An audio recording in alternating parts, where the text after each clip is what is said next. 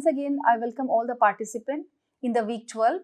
In the last session, we have started discussing on development communication and its related fields and related, sub parts of the development communication.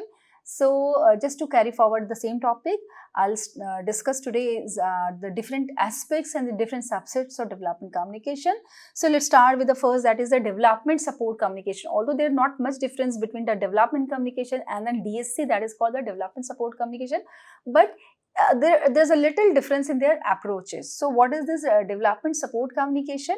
So, it is a specialized approach used in the design and execution of development projects. It focuses on effectively addressing human behavioral factors to enhance the success of development initiative. So, it's mainly about to addressing certain humans' behavior, right? So, that's more about the micro intervention as compared to the development communication. So, DSC is a discipline in development program and accomplishment in which more satisfactory account is taken of the human behavior factors in the design of the growth practice and their objectives. It involves in understanding of communication methods and application in adult education and the process or in any other field. The process of change, diffusion of innovation, simple action analysis is the part and parcel of the development support communication. So, the practice of development support communication is a multi-sectoral process of information sharing about developmental agendas and planned action. DSC is legitimate function of development planning and implementation, development support communication. Therefore, needs to be examined a valuable technology for using the social communication process to foster and strengthen sustainable development at local and national level. So, it is considered to be bottom-up approach where it actually interfere at the time of the intervention of any projects and programs. So, it is more at a micro level. So, by looking into this or by discussing this, you could be better understand the difference between the development communication and development support communication. So, in development communication applied at the macro level, DC is applied in the projects, programs that are at the larger scale. Whereas, the development support communication, that is DSC, is applied at micro level, that projects in which it is used or launched and implemented at small scales. DC is technology based. It usually depends upon the technical mass media, right? That's why we have discussed the mass media, the role of mass media in development communication. Whereas it depends on interpersonal and cultural based forms of communication, where in the DSC, because at the micro level, you cannot always go with the mass media. So, it can be, use the mass media along with some kind of the traditional mode of communication or the cultural oriented, tools or the medium, like again Nukkad Natak, wall painting, using flip charts, using some kind of the slides. So, that is what at the community level. DC is for general masses. It is not for any specific community or group of people, but for the general public awareness, like for example polio during the polio eradication program, there are a lot of advertisements were aired on television. So, that was for the general masses, to all countries population. So, but it is fixed for the target audience, where the DSC is fixed for target audience, maybe specifically for some projects. DC has no specific goals, it has general goals. It is for the overall development in sector of an area, whereas development support communication is very specific, set and clearly defined goals. It is source oriented development communication. In development communication, the communicator does not care about the needs and levels of his or her target. Whereas in the development support communication, it is receiver oriented, means it's more participatory and it's a two-way. In contrast to DC, the target audience is given special importance before communicating any message. So, it's as it is a two-way process, of some kind of the pre-planning is important. It's not like this you have to go and just started giving information and all. So, before that you have to develop some kind of the rapport, and then you must understand the community and all, and the social context and the community context, and then you have to disseminate the information with the help of whatever the media you were going with, or you were there in the community. Here in the development communication, there is no limits, but time is fixed for completion. There is some limitation of time frame. DSC has certain limits of the project, and the program is finished after achieving specific goal. DC has no specific goal, it has general goals, it is for the overall development in sector or in arena. It has a specific set and clearly defined goals in the DSC. DC, it works vertically top down, whereas it's actually work with the grassroots level. So that's why there is another term which we used in the developmental sector, that is a participatory approach. So the communication has also go with the participatory approach, that is known as the participatory development communication, that we also going to discuss in the coming session. So in the differences between these two, DC and DSC, is what? Approach to communication, development communication primarily focus on the disseminating the information, where participatory development communication, this approach. So next is about the similarity between both. So after the discussion of the differences, let's have a similarity between both. So focus on development, and then both fields focus on advancing development, whether it's social, economic or any environmental aspect. Both are focusing on the developmental aspect. Emphasis on the communication strategies. Both are going with some communication strategy, and emphasis is on the communication strategies. So to engage the stakeholders, including communities, government, NGOs, to any stakeholder or to target audience. Both are actually using the different tools of communication. Targeting change in the communities. Both type of communication work fostering towards behavioral or structural changes within the communities. Collaboration with the stakeholders, both DC and community, DC and this DSC, both are actually collaborating with the different stakeholders to inform, to prepare any kind of rules and techniques and going to the community. Empowerment of the people. Both approaches actually emphasize empowering people with the knowledge and skills. One is through the on ground participation. Through a participation, they are actually trying to inform the community. And in the DC development communication, even not reaching to the community, but through some kind of information, maybe through the wall painting and all. So maybe they're not presenting at that time, or providing some information through television and the radio, or the radio forums, or the community radio. The major concern is about the empowerment of the people, and that empowerment here is mainly through the providing some kind of the correct knowledge, correct idea, skills and all. Support for policy and program implementation. Both are actually going along with the whatever the policy and programs of the government. So it's always gel with those. Use of media and technology. So both approaches actually involve the use of various media and forms of media depending upon the project's requirement, and depending upon the cost benefits, cost effectiveness, and depending upon the social and community context. So these are some similarity between both. So next, as I have mentioned, that participatory development communication, how it is. Another aspect is participative development communication, so important and somehow related to the DSC, that is what the development support communication, if you look into the approaches and all, right. So Kane explains that the participatory method are grounded in the actually in the phenomenological paradigm, which actually emphasizes the here is in this definition. If you look into this, they explain that participatory methods are based on the phenomenological paradigm, which accept that knowledge is the result of an interaction between people. So sustaining the confidence or self-development theory. So here, if you look into this theory, which is actually based on the phenomenological paradigm, which emphasizes that knowledge is not something that is simply given or transferred, that you are going and just to give them, but rather the result of interaction, because it's always a two-way. You also learn and then accordingly getting the feedback and giving back. So this is what it's about the between the two it's a two-way process. So in this approach, participative development approach, people actively participate in the process of learning and development, sharing their experiences, insight and perspective. This understand the sustaining insights, and then self-development theories has been used, which emphasize the ability of individuals or communities to grow and develop through their own efforts, rather than being solely dependent on some external agencies, that we have already discussed in the last session about the participatory approach, and then PRA-PLE technique. So PRA-PLE technique is also an important tool within the participatory development communication, as well as it is the participatory approach. So participatory development communication could be said the participatory development communication born from the development communication and participatory approach, clubbing both the development communication and then participatory approach together gives birth to the participatory development communication.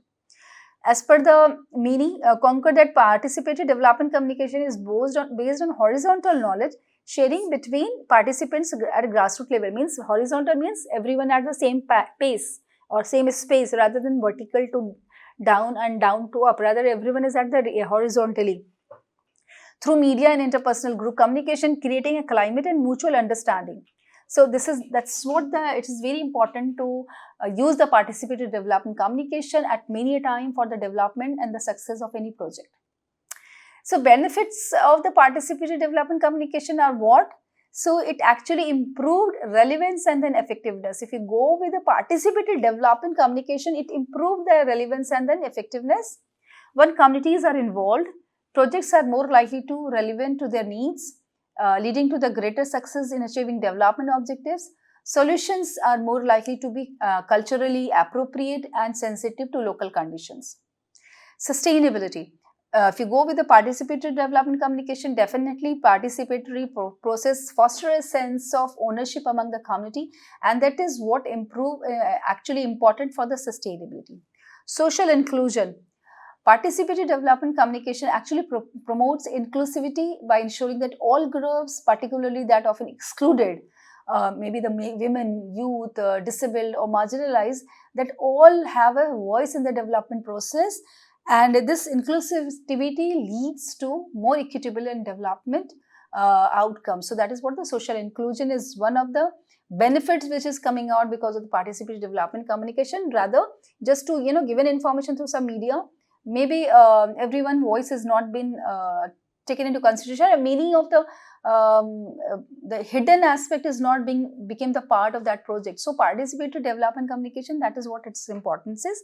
So need not to discuss much because we have already discussed so much in the PRA-PLE technique and participatory approach. Empowerment of local communities would be there.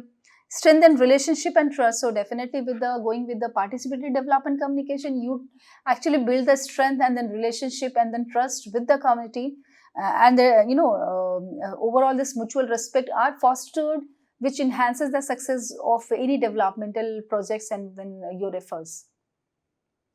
So what are the tools? So let's have a look into the differences between the participatory development communication and development communication. Although it's not so much different, again that same way, participatory development communication and then this development support communication, same way, it's somehow similar. So development communication primarily focus on the dissemination of information to influence and bring about positive changes, whereas wherever participatory development communication, this approach emphasizes the involvement of the community in the communication process is so important. Role of the community here in the development community, the community role is largely passive in the traditional development of communication. But in the participatory development communication, which is more addition to the development communication, is here the community plays a very active and important role in identifying their own problem. Nature of the message, wherein the messages are typically designed by experts who are or the policymakers, where in the participatory development communication, it is always suggested to create or plan the any kind of the tools and technique for the even for to communicating or to disseminating some kind of information with the help of the community member. Power dynamics often involve in imbalanced power dynamics, where the sender, government, NGO or experts holds the power over what is communicated and how. So there's not so much concern about the power dynamics in the development communication, but whereas in the participatory development communication, you could very easily understand that it's actually so much strives for the more equal power relations, and taking everyone's included, as the inclusivity is one fundamental aspect of participatory development communication. Here it's more about the focus implementation. And what about the focus in implementation? So development communication, it often focuses on broadcasting information to a large audience, wherein the participatory development communication focuses on local specific needs and outcomes, aiming for localized solution and addressing the needs that are prioritized by the community.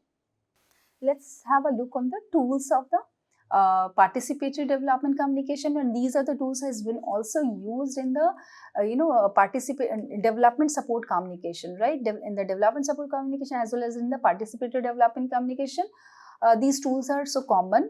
So it may be useful to remember that often the use of more than one approach, tool or medium can strengthen your approach. So it's not necessary that once you go with one set of the tool, you cannot use another one. So you can actually use as per the, like for example, if you go with the Nukkad Natak, you can also follow it with some kind of the FGDs and then overall discussion with the community or the group meetings with the community. So mixing of the different tools is again important. And so actually it's give a more holistic aspect and giving you more detailed information of the community, and it will be easy for you to disseminate the information to the larger masses and in a more accurate and correct manner. So generally we distinguish between mass media, newspaper, radio and television, from traditional media that is storytelling, theatres, songs, folk songs and so on and so forth. Group media like video, photography, posters, and community media such as the short range rural audio broadcasting, or that is the community radio. The media and the different forms of interpersonal communication are here first is about the interpersonal communication we have to discuss about. So what are the example of interpersonal communication? Discussion and debate. So group discussion and debate are widely used. They are common that we seldom think of them as views of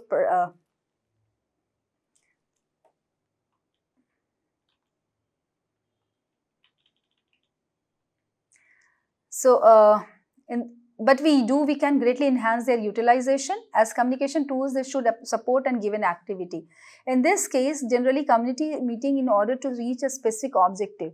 So overall, in the interpersonal communication tools, there are the discussion and debate, there are the focus group discussion, which is more concerned about the interpersonal communication between, face-to-face communication. So even the focus group discussion, the very focused on some issues has to be taken up, and maybe you go with some kind of the prior questions, but you have to facilitate the community, in discussion of those topic, and just have to facilitate in between. So, or you can also inform them while in a FGD or while doing the focus group discussion. Although focus group discussion is a research tool and research technique, but while doing this research work, you are actually developing or providing a space where people are talking about or discussing about the same topic, and then every brain is coming out with a different idea. So that way they are involved into the education aspect, that they are involved into the information aspects. Although the information may be transferred from each other, and in between you just have to facilitate and make it correct. If you find anything is wrong in the discussions, you can just facilitate them in a very in a very polite manner. So usually it is considered that a good group in the FGD is the 7 to 10, and it goes up to the 12 and all, who share similar characteristic. The information maybe you have to do the FGD with the women and FGD with the males. So homogeneity is important. If you have to take any topic which is gender centered, or maybe like the contraception, so you cannot discuss both male and female together. Definitely you have to discuss with the females and separately, and the males separately. Through the FGD you can further follow with any kind of the street plays or Nukkad Natak of any topic. Of course it's difficult to do the Nukkad Natak on contraceptive and all, but on any topic. Even for the contraceptives, you can after the FGD you can go with the whole kind of the FLE tools, or you can go with the flip charts and all, or you can do the body mapping. So you can mix the tools together, right? So that is what then you will be more able to inform them, and after the whole discussion with them. So it's also giving the chance to speak about the different the concerned topic by the community, and you at that same time you also involve them and inform them the correct knowledge. Next is the visioning session. This is also comes under the interpersonal communication. The same applies to the visioning session of the film or video.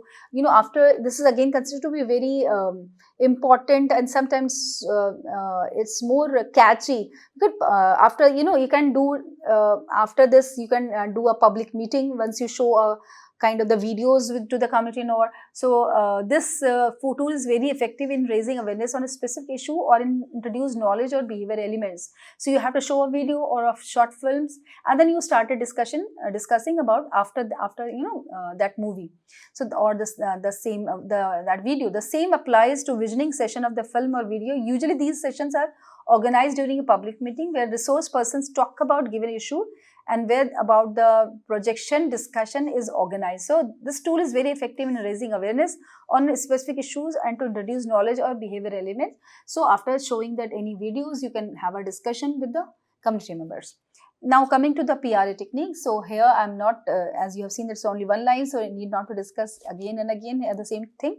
So participatory rural appraisal techniques are well documented in the and used in the field of development communication and participatory development communication, as it is important tool for research definitely, and many times because you also intervene and you just, as it is a two-way, so you inform them through many tools, right?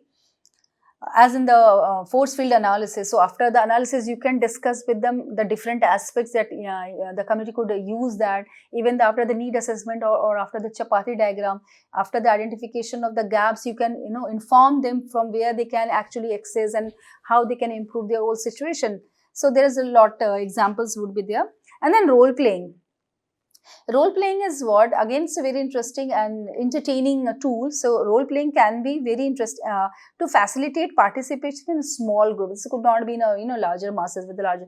Identify attitudes and collect views and perception. In a role playing, 2 to 5 people take a specific identity and play.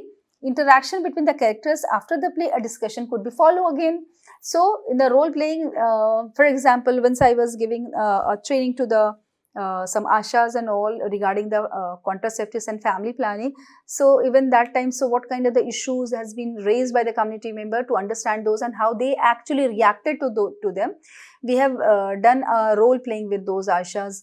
In a role playing, asked few ashas to become community members and 2-3 as an asha. So while dialogue delivery, they get to know, I mean, the ashas who were converted into community members, so they actually shouted like the same way as the community they actually experienced, and the way the asha were handled. So while doing that, both the parties, I mean both the set of roles played by the asha, they could understand the gaps could be, and then how the communities feels, what are their perception, so they can intervene into that. So that is also is an example of role playing. So many a times this role playing is very interesting and very easy to make the community aware about their gaps, their issues, their concerns, and then what are the way you can they can handle to actually resolve those issues. Visits, workshops and exhibition. Sometimes it is some issues which is very very individualistic, so you cannot handle it in a group. So visiting to the homes to make the things more clear, it is about the one-to-one. So its home visits are excellent way to raise awareness on a given topic and to collect the views of the people on a given problem. Often people who will not speak openly in the community meeting. So there are some passive members also who are not having that courage to speak in the community meeting, who will not participate in it. Maybe by the nature they don't participate, maybe out of fear they are not participating. So for them, visiting to those houses and showing some kind of the videos, going with some kind of the flip charts and showing some kind of the pamphlets and all, and then discussion followed by some discussion. So this is again an important tool which could be used in the participatory development communication. Next is classification of these tools. One is the interpersonal communication. Next classification could be the group media tools. So here group media tools means photography, drawing, flip charts could be used. When considering using photography or drawing, we usually think of taking pictures to illustrate what we want to discuss with other people and use them during a visioning session or in cards or in posters. So it is in fact very flexible and supportive tool used to ask people what they see in the pictures and how they feel about the situation. So this is again a group media tool. So using some kind of this photography, drawing, flip charts in groups, in a larger groups, you can ask about what they actually perceive about these pictures and all, to understand their perception, and accordingly you intervene into and to inform them. Then posters and banners are again important. So you just paste the banners and paste the posters into the community, and on some topic which is to make the community aware. Even you can go and bring those posters and banners and then started your discussion to showing, after showing those banners. As such, they are very effective to in facilitating participation. It is important to combine them with the interactive activities with community member. At that point, they used to be use the flip chart process instead of being just glued on a specific one. Means you can do it both the way, paste it on the wall, and then you can also carry it at the time of the group meetings, and after showing all those charts and then poster, you can follow it with the whole group discussion. Video recording is the second, in the next one. Video is also an effective when it is actually positions a problem and document the cause without suggesting solution. They are to come from a participation viewing the documentary. So sometimes it is also, you can record some aspect of the community and you then show them, and then after looking into those videos, they could identify their own strength as well as the gaps, the challenges they have. So a powerful utilization of video is what is known as the FOGO process. FOGO, the name comes from the Canadian Islands where it was first used. What is FOGO process actually? The discussion is captured and shown to the community. Afterward, where it's triggered other discussion to bring up forth a consensus for action. In some context, the discussion of the issue by a community can also be shown to other communities, to other committee members, where the discussion is also recorded. So this is the FOGO process which has been used in the video recording. Then audio recording. Audio recording can be used to capture the views of the community members and stir as a discussion afterward on the views. I mean, whatever the overall capturing the recording the audios or recorded or after the analysis of all those recorded audios, you can get to know that where is the lag, where is the gap, and accordingly you have to inform and then make them aware. Traditional media tools like the theaters and then song, music, saying stories, these are considered to the traditional media tools. So, folk songs, music, storytelling, these are also considered to be very, very important tools to making the community aware on, right? So, and then mass media tools like legal press, television. So, these are the some mass media tools that we have already discussed.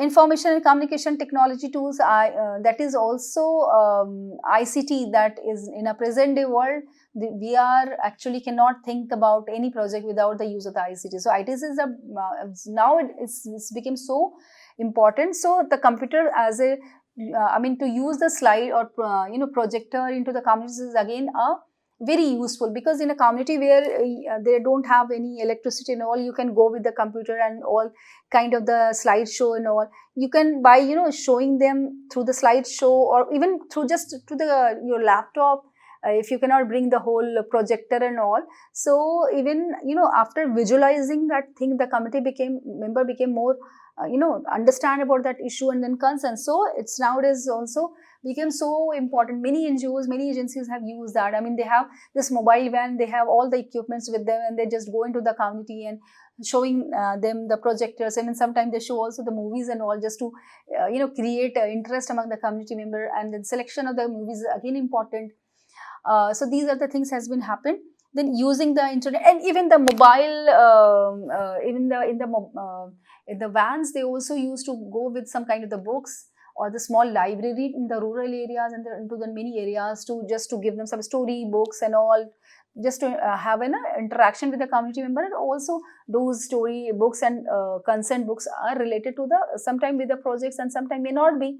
So just to have first to develop a rapport, and then you can start with your own discussion and to inform them. Using the internet. So this is also very important in nowadays, that you cannot, you use different type of the internet, and this is a world of hashtags. So every time you actually make the community aware about number of the issues and concern around the gender and many more. So this type of communication can motivate the actors in the development initiatives and enable them to get support and relevant information to exchange idea. And through also using the internet and all, you can actually make a good networking with the other stakeholders to come along with for the development of the same project.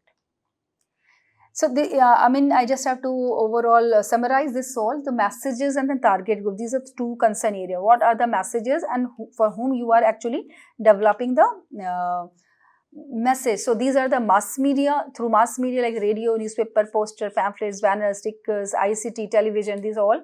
And then group media could be the flip charts, models, slides, Nukkad Natak, wall chart. Here in the group media along with the IPC, that is the interpersonal communication. Right. So this is the actually diffusion is the process. But we can diffuse a different or use a different or mix the different methods together to act or use some kind of the innovation in communication through certain channels over time among the members of a social system. So this is what the diffusion. This is very important, that how much you are creative enough, how much you are innovative enough. So participatory development communication, this all needs your creativity and innovation. So many times, if you actually have that sense of innovation and that sense of the creativity, you can develop and bring a lot of the changes into the community and develop the different types of the tools. So these are the 10 steps. It's considered to be, again, has been developed by FAO, and then so this is what the 10-step communication strategy. It follows cycle of analysis, planning and production. So before developing any tool, irrespective of depending of the mass communication or the group or the interpersonal or ICT, we have to keep in mind some very important point, that is the situation and problem analysis. That is what the UNESCO has given the guidelines in 4 parts. So that is similarly situation and then problem analysis, audience and knowledge, attitude and practice. That is what the CAP analysis, that is known as the knowledge, attitude and practice. What are the knowledge around that perspective or around that issue? What are their attitudes around that, and how they actually practice those things, like maybe regarding the contraceptive family planning. So what are their knowledge, what are their attitudes, and what are the practices they followed? So after this all analysis, you will be more easy to understand the gap, and then you can understand where and what and how you have to intervene and to inform them and to make them understand and make them aware about. Next is about the communication objectives. Then after the whole CAP analysis, you will be more able to develop some kind of objective. So what the things you have to keep in mind while you have to convey the message. Communication strategy formulation you can do, or involvement of strategic groups. So if it is a participatory, who are the stakeholders that you have to take into account. Even for the general development communication or community development support communication, even though you have to take the different strategic group together. Media selection and mix, again a very important assessment and guideline which has been given by the UNESCO, that you have to understand the media, you have to select the correct media, and you can also mix it with the different sets of the media depending upon the nature of the project, nature of the program, context of the community and all. Message design, then you have to design the message. Media pre-testing and production, before going directly to the community, you have to do a pilot project and then just to use that same thing into the some smaller section of the community, and then see that how they are reacted and accepted, and then accordingly, if it is okay, then you go to the larger community. And then use the media use, and then process documentation and impact assessment. That is what the final aspect. So this is all about the today's session. I hope you understand the different aspect of the development communication, and today we have discussed the development communication and it's related to aspect. One thing was the development support communication and another we have discussed the participatory development communication. These two are the actually the development communication parts or subsets of the development communication. So in the coming sessions we are going to discuss about the another subsets of the development communication, that is SBCC, BCC and social marketing. Thank you so much.